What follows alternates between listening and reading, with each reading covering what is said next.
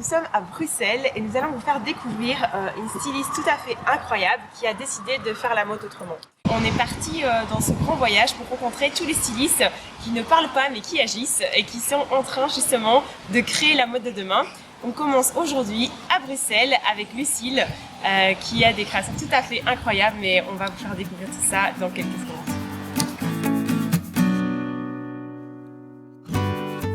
Et donc ici on est dans ton atelier, mais on est aussi dans la chambre de ta fille. Ouais. Tu peux nous montrer? Ouais. Alors ici, j'ai créé donc c'est un coussin que tu peux utiliser. Moi j'en ai vendu à une nana qui l'a mis dans son salon et qui dort avec, ça dépend des moments. Ouais. Mais à la base c'était pour le lit d'enfant et la petite couverture qui va avec. Et qui est réversible aussi. Et ma fille elle l'utilise tous les jours. Ouais. Toute la banderole, c'est toutes les chutes c'est tous les échantillons de tissus avec lesquels j'ai créé des papillons. Comme quoi, il n'y a rien qui se perd. Il n'y a rien Ça, qui se c'est perd, fait. non? Ouais. En plus, tu as un souvenir de chaque création. Mais oui, c'est ça qui est bien. Et si tu devais mettre en avant tes 3 pièces préférées, est-ce qu'elles seraient dans cette pièce? Mes 3 pièces préférées, il y a celle-ci, qui est une de mes... c'est pas ma première création, mais elle fait partie le modèle est une des premières vestes que j'ai créées avec des chutes. Il y avait une partie dans ce manteau-là, on me l'a piqué ce manteau. On est venu voler chez moi et on me l'a piqué. Ah ouais. Mais ça me... Donc voilà, soit. Il y avait dans cet manteau, il y avait un peu de rideau de ma grand-mère. Ouais. Il y avait du tweed que j'avais utilisé durant mes études à la Cambre pour un projet. Il y avait de la doudoune que mon frère avait utilisée, que j'avais repris pour... Enfin, c'était assez dingue comme pièce.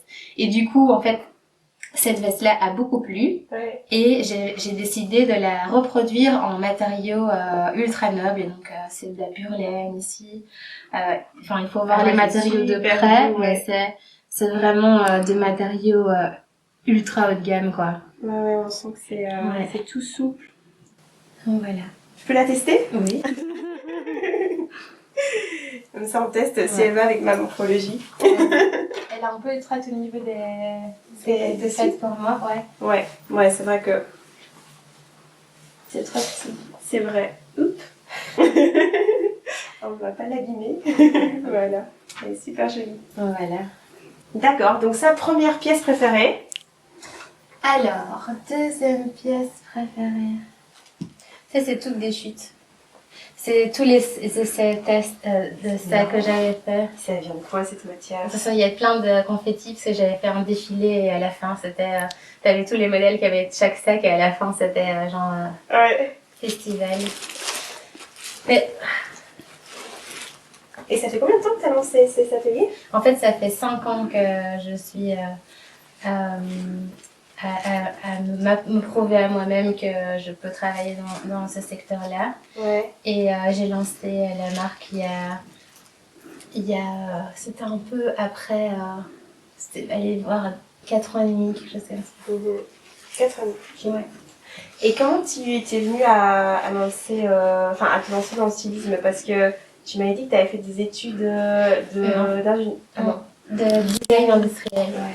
En fait, à toute base, moi je suis passionnée par le stylisme, mais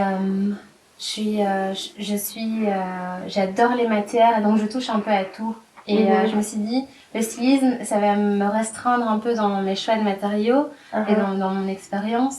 Ouais. Et donc, je me suis dit, je vais aller en design industriel. Là, je vais toucher à tous les matériaux. Ouais. Et après, je vais me replonger dans le stylisme après. Mais tu le savais dès le début qu'un jour tu retomberais dans le stylisme. Ouais. Tu voulais te différencier en fait. Ouais, je voulais apporter une touche spéciale, quoi. Vous voulez tout voir ou pas?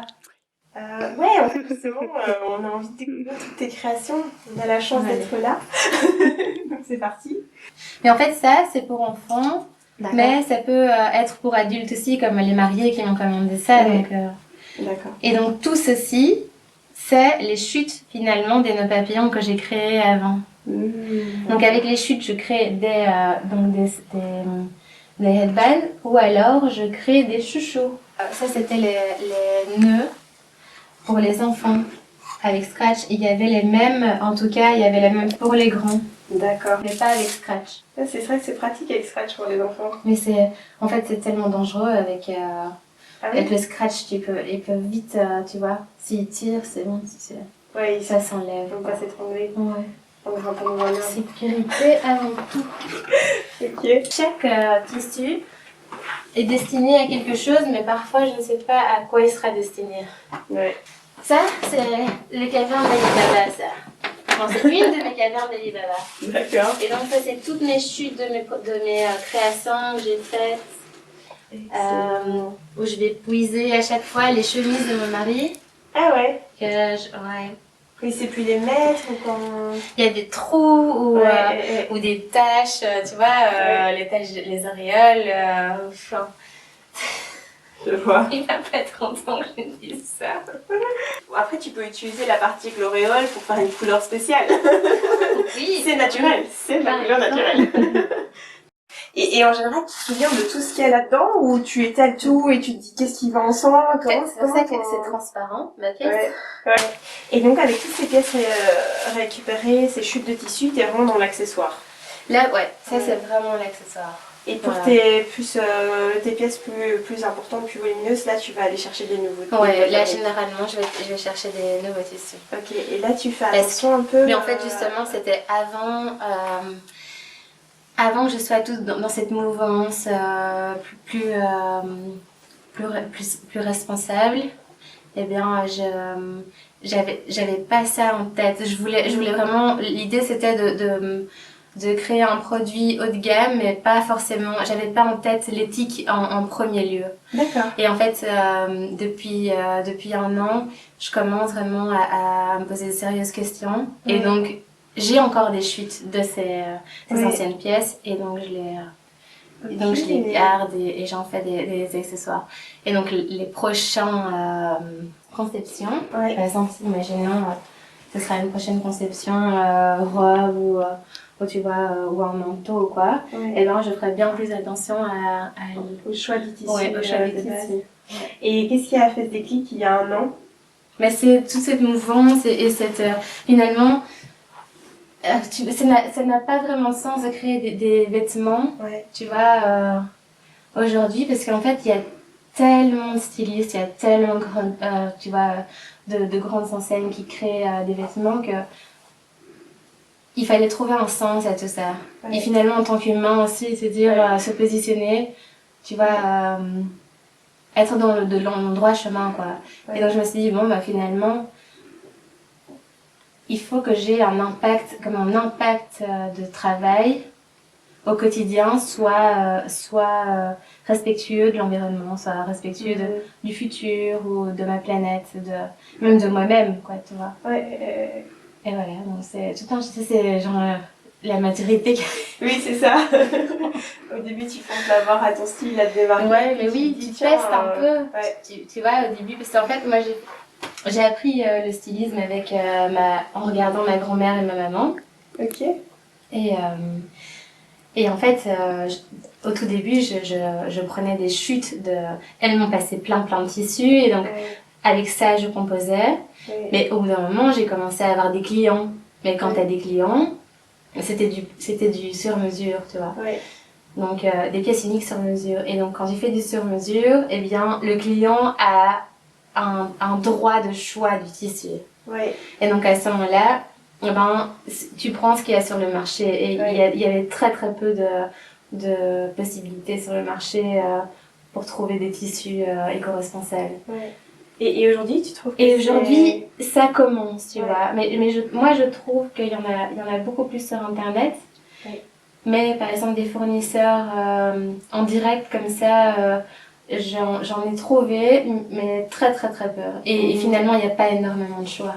C'est difficile peut-être d'être unique, différent de ton style, si tu as peu de tissus disponibles. Bah, après, tu peux être unique en fonction de la forme que tu rends à l'objet. Et après, tu vois, il y a des techniques comme, voilà, tu peux trouver un tissu éco-responsable, très basique, que tout le monde pourrait enfin acheter et finalement le customiser en faisant de la sérigraphie dessus, tu vois, je sais pas, enfin il y a plein de manières de formuler un objet, tu vois. Donc avec une même matière, tu peux faire, tu vois, comment on dit ça, des possibilités quasi infinies, quoi. Tu vois. Ok. Et du coup, si tu devais donner un conseil à un ami styliste qui est pas du tout dans l'éthique, mais qui se dit ok, j'ai envie de commencer, mais je sais pas par où commencer, ce serait quoi la première étape dans laquelle il devrait se lancer?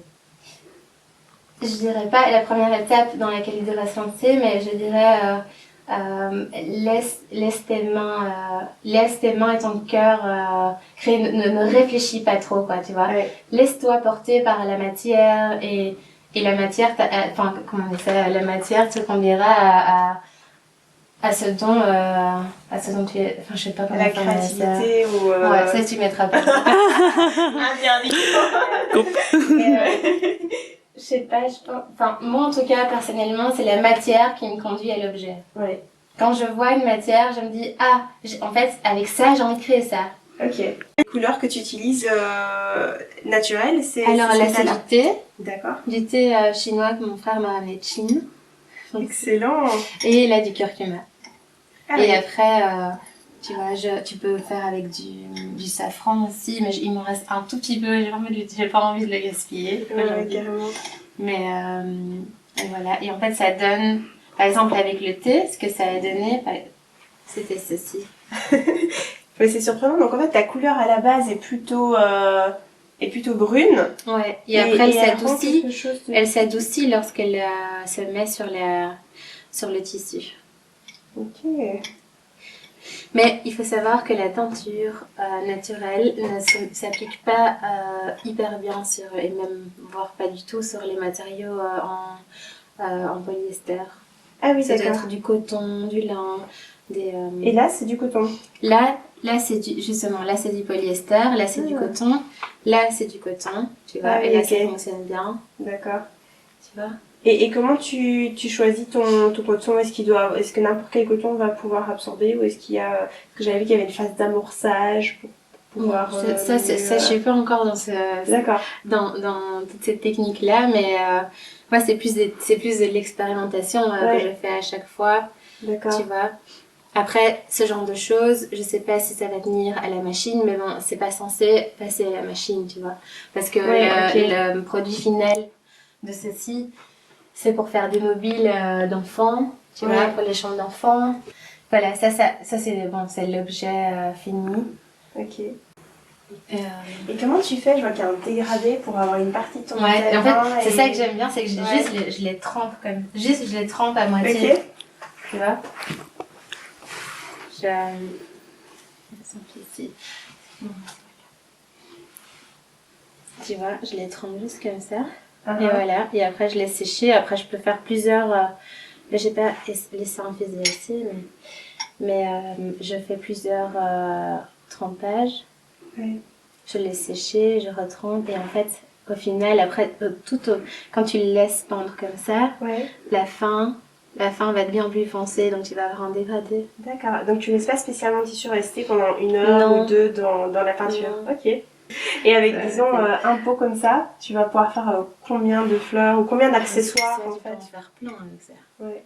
Je sais pas combien, je sais pas combien, mais tu peux en faire plein. De toute façon, je vais me moucher. Voilà. Et qu'est-ce qui t'a fait choisir plutôt le chemin de l'entrepreneuriat et de l'artisanat versus essayer de rentrer dans une grande maison de couture par exemple? Mais je crois que j'ai ça en moi. En fait, j'ai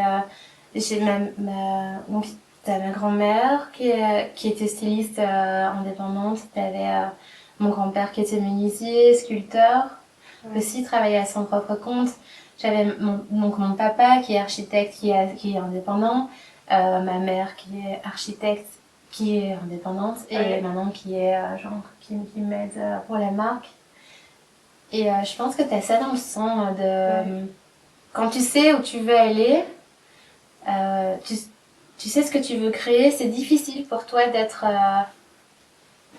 dirigé par quelqu'un d'autre. En fait.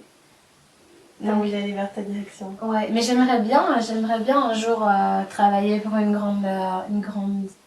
grande maison parce que je suis sûre qu'il y a plein de choses à apprendre. Tu vois. Ouais. Ça c'est sûr et certain, ouais, jusqu'à maintenant, je sais pas, j'adore cette idée de laboratoire en fait. Ouais, et ouais, de pouvoir t'exercer, tester. Ouais. Bon, et dis-moi pour toi, est-ce que la mode peut avoir un impact positif sur notre société?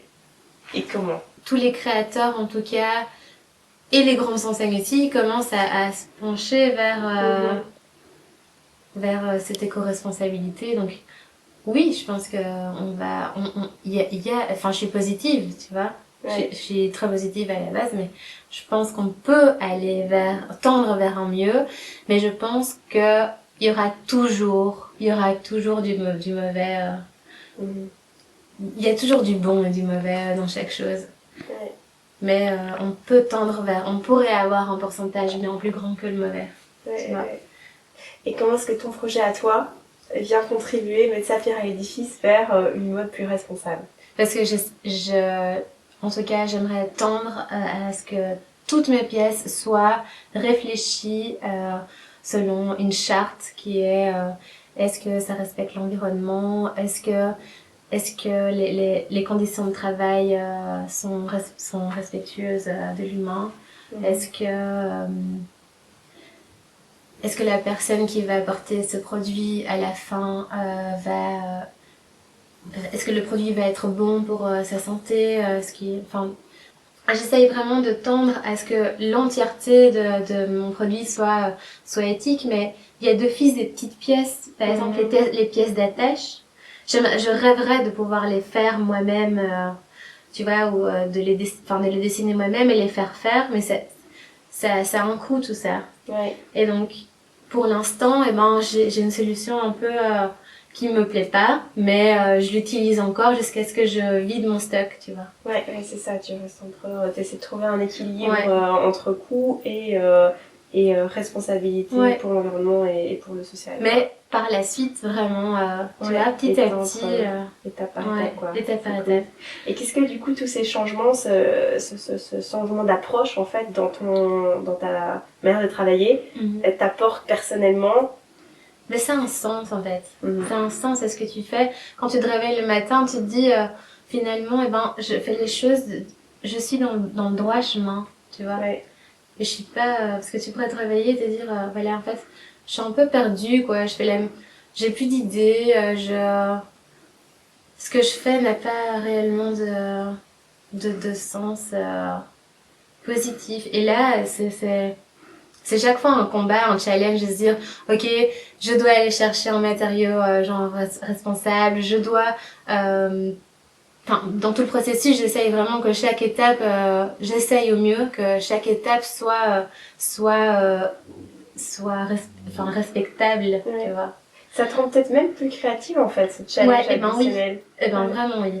Eh bien, par exemple, ma créativité, elle est née aussi, quand j'avais mon atelier chez mon papa, dans le garage, c'est un bel espace que j'avais, mais j'avais pas d'argent pour me payer des nouveaux tissus, donc j'avais acquis des chutes de ma grand-mère et de ma mère, et donc je m'entraînais avec ça, et puis j'ai vendu ces pièces-là, et puis ça m'a ramené de l'argent, mais finalement j'ai créé avec ce qu'il y avait autour de moi, et en fait la créativité elle était monstre à ce moment-là, tu vois, elle était parfois bien plus que maintenant. Maintenant que t'as plus d'options, quoi. Ouais. Et en fait, t'as des tissus comme ça, tu dis, mais d'où ça sort, quoi? J'aurais jamais acheté ce tissu-là. Et finalement, il se retrouve dans une des pièces parce que ça matche bien avec un autre tissu. Enfin, tu vois, je sais pas, il y a un aspect magique comme ça. Quand t'as peu, en fait, tu peux créer énormément. On va dire là, l'investissement. Ouais, oui, mais c'est vrai. Et quand t'as trop de choix, alors t'es un peu perdu, quoi. Ouais. Et donc, petit conseil à quelqu'un qui se lance dans le responsable. S'écouter, regarder autour de soi, se poser les bonnes questions, en tout cas. poser les bonnes questions quand il achète un tissu, qui pose les bonnes questions à la personne qui lui vend, et même s'il a le courage d'aller chercher la matière première là où elle se trouve, quoi.